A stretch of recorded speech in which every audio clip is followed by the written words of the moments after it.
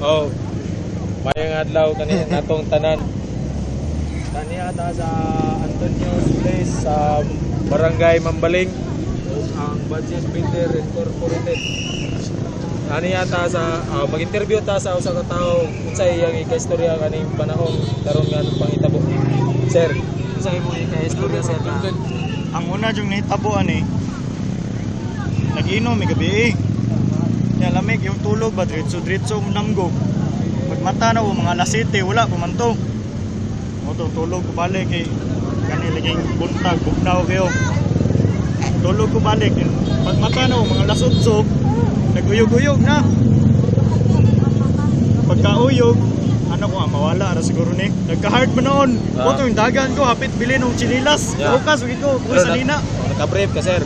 Wala. Naka-brief ko. Sige.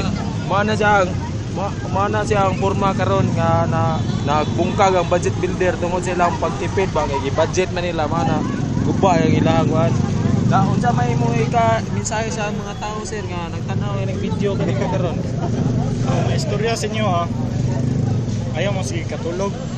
Nawar na. Ang mga tao waning dagan natulog man, relax ra kayo. Nay namatay bata, luoy kayo. Bro, wala ko kita sa patayng lawas noon. Mora pa nung nadunggan ng istorya.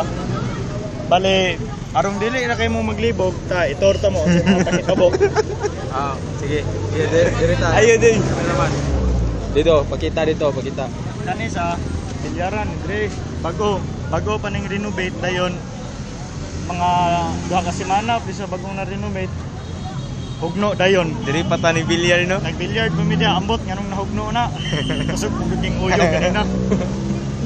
Mga tanawa mga tao wala na sila nagpanik, relax na. Tara itor patamo sa Pikas building, unsay ni tabo. Dire ta. Dire. Tayo sa buwang.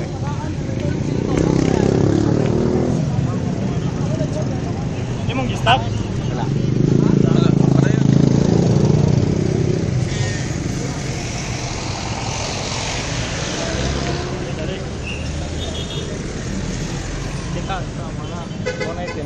Usa sa mga pinakagrabing nihitabo karong adlaw. Sorry pa ta.